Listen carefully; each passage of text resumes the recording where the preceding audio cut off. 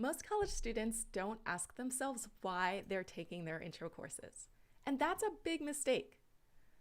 Knowing your core motivations is a powerful way to approach your college courses. That's the big question we're taking on today. What's my why, and why does that matter? This is Course Hacks for Higher Ed. We're faculty and administration that want to share with you our secrets to success and help you to get a rewarding and restorative, successful higher education experience. So hi everyone, welcome. I'm Assistant Professor Janelle Corrett, and I am so excited to talk to you guys today about, this question of why and why you're doing, what's motivating you to take these courses. I want to introduce to you now two folks that are joining me. We have Associate Professor Brian Dewsbury from the Department of Biological Sciences at the University of Rhode Island. And we have Michelle Fonts, Assistant Dean of Retention and Diversity Initiatives at the College of the Environment and Life Sciences at the University of Rhode Island. I think I said that all correctly. There will be a quiz.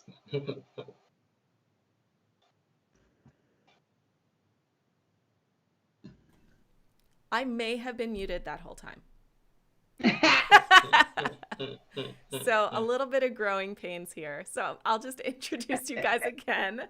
We have Associate Professor Brian Dewsbury from the Department of Biological Sciences, the University of Rhode Island, and Michelle Fonts, the your Assistant Dean of Retention and Diversity Initiatives in the College of the Environment and Life Sciences at the University of Rhode Island. Baby steps, we'll get there. Mistakes are, if you're not making mistakes, you're not doing anything, right? So I'm okay with that. All right, so I'm going to actually hand it over now to Brian because you have an important question to ask us. Do I? You do. Well, thanks, Nell. As your listeners know, in this series we are trying to focus on course hacks. Things that would make their navigation at URI a lot easier. Sometimes we call it the hidden curriculum. And I know when people kind of think about this, they think of, how to study, how to manage your time. All those things are important, but I wanted, pretty early on in the series for us to perhaps think a bit more deeply than that. Partly because I don't think in the K-12 experience of most of our lovely students, they get an opportunity to answer this kind of question. So before we sort of get into the specifics of you have to do this in this course, you have to see a professor, let's talk about why. Why did you choose to become a biology major? Why did you choose to be a chemistry major? Why do you want to be a doctor in the future, or whatever career you lined up? And I'm asking this question not so much for a definitive answer that you have to pick something now that you're going to stick with for the next 50 years, but more to get the thought process going, right? And, I want to throw this out to you, Nell and Michelle, because, we are a little bit older, I'm not going to say how much, but we've had many years to reflect on this question to the extent that it impacts the work we do and we enjoy doing every day at URI.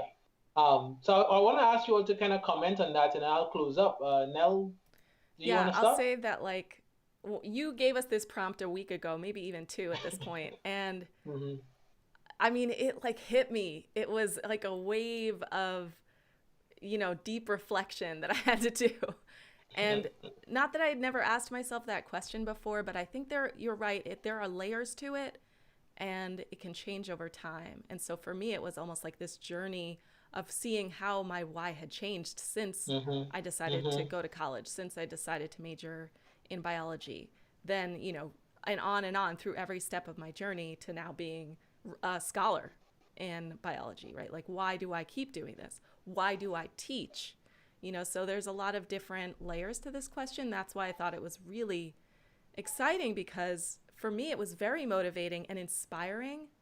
And I think in those tough times when you don't really want to do the thing that you have to do in that moment, like the assignment, or in my case, doing the revisions on the paper I submitted, which is something I did not want to do this week.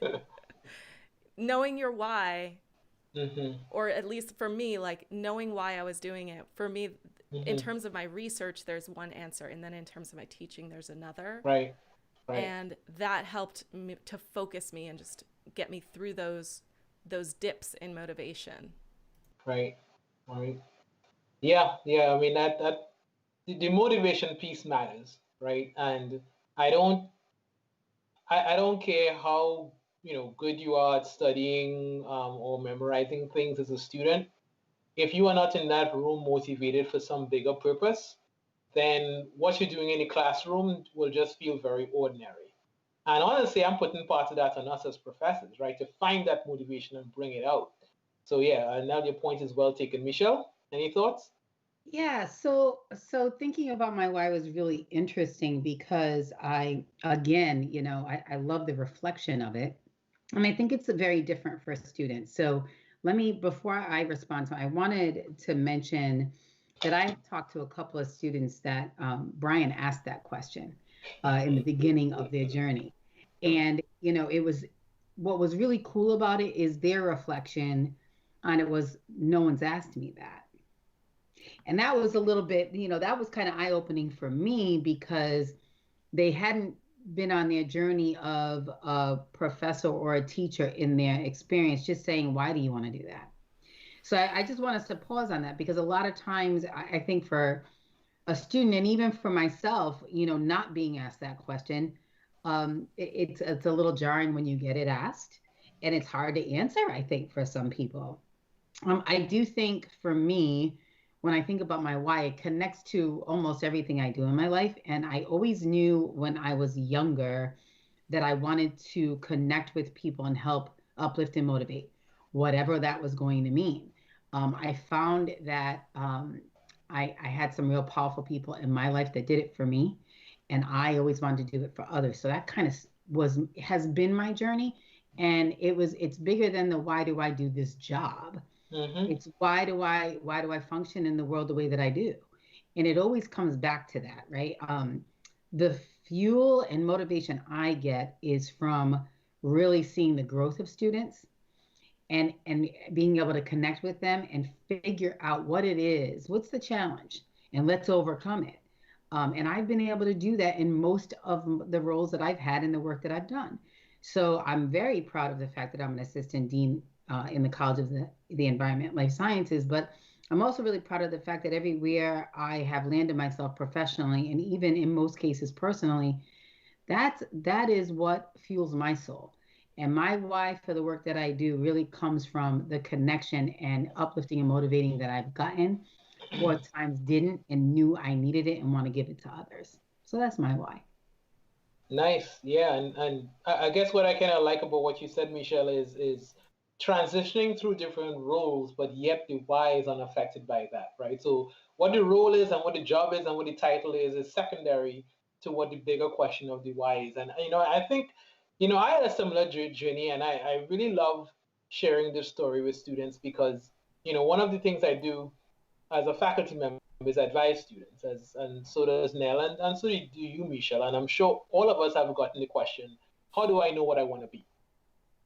And I tell them, I'll tell them my age. I'm 40 years old, and I figured out what I really wanted to be when I was 30, right? Like in the middle of a PhD program. So I came from the Caribbean. I was born and raised in Trinidad, and I came doing a lot of environmental conservation type majors. That's what the path was. I was a marine biology grad student, and if you are doing a science PhD, the way the system is set up, unfortunately, is to sort of train you to become a professor of whatever you're studying, right? So basically, be similar to what your advisor does, right? So you'll have a lab, you'll have grad students. So I was more or less on that pathway, and unfortunately, at least at the time when I was in graduate school, there was a kind of dismissive attitude towards teaching and education, and this idea that grad students were almost actively discouraged from spending too much time Yeah. teaching and TAing. And it's sad to say, but that was reality.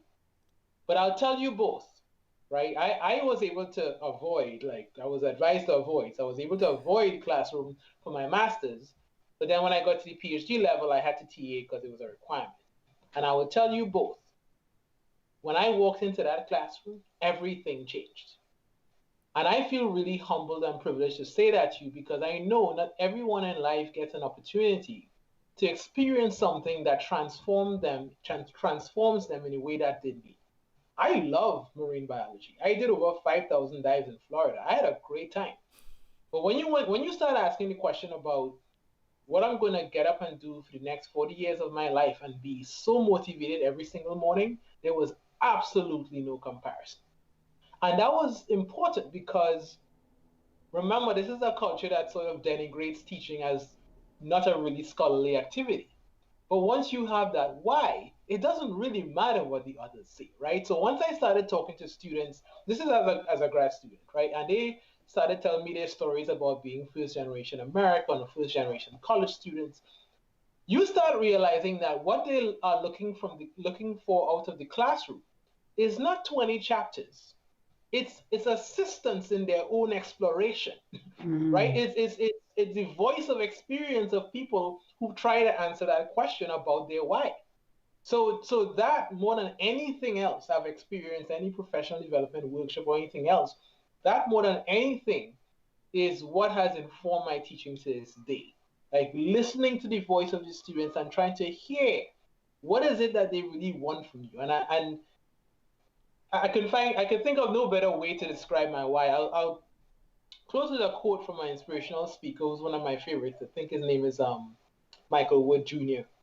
And he says that when you understand your why, the what has purpose, right? So when you understand why you're doing something, right? If you understand why you want to become a doctor, or why you want to become a marine biologist, or why you want to be a park ranger, the studying has purpose. Going to class has purpose. Driving down from Providence to campus has purpose. Study groups have purpose, right? They're not just a thing you do because you're in college. And so in the same way, in the jobs that we have, yes, it matters to be tenured. Yes, it matters to be salaried and reviewed, but that's not the why.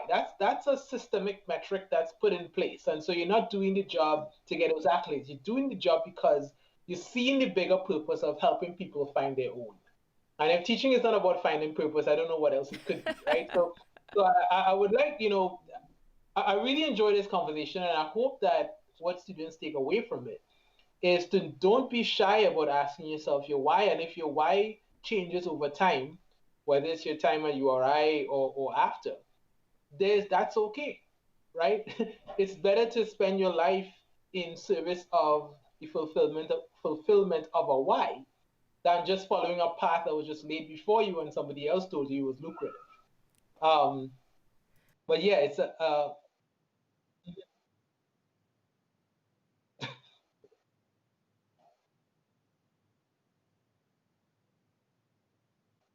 mm-hmm, mm-hmm, mm-hmm. Right, right, right,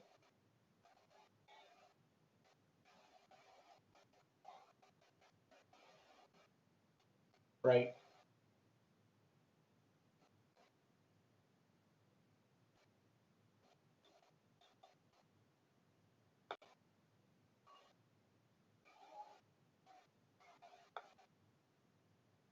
Mm-hmm, mm-hmm,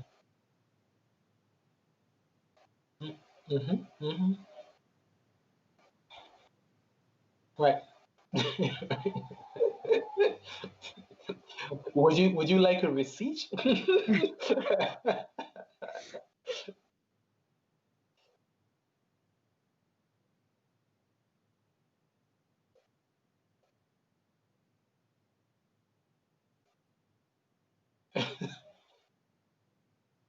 Right. Right.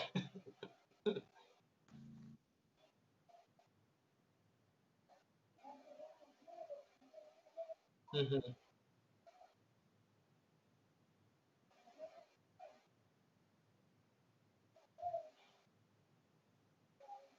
Right.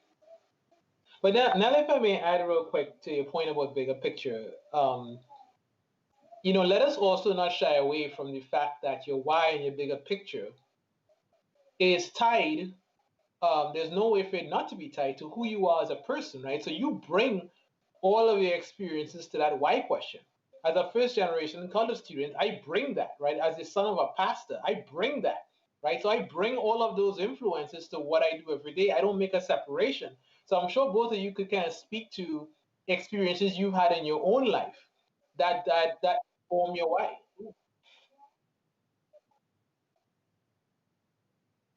Mhm.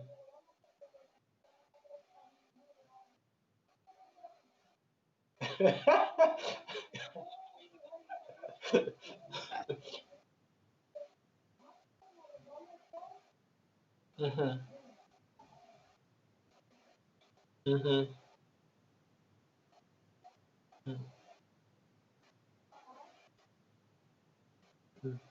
Mhm. Right. Well, also, there's also the part of students may come to, with that preconceived notion from family or from whatever it is.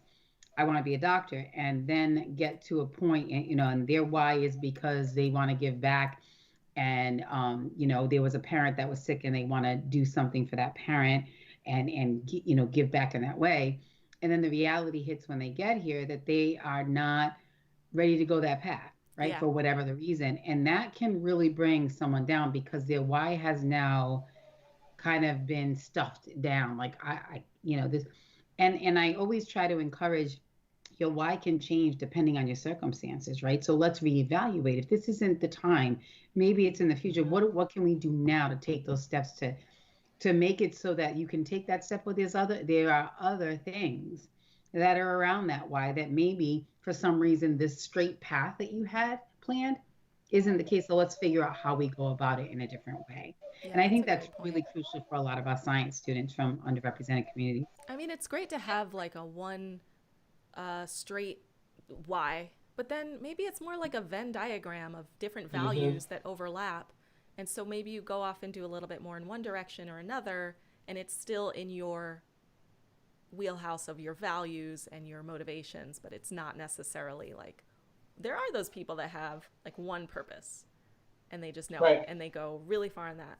And I'm more of like a dilettante, like I just do different things and then but it's all Well, kind of around a sort of general direction. but your point is well taken, Nella, and I think this is important for students to know. I think a lot of times the concept of why and purpose and bigger purpose gets tied to an occupation, right?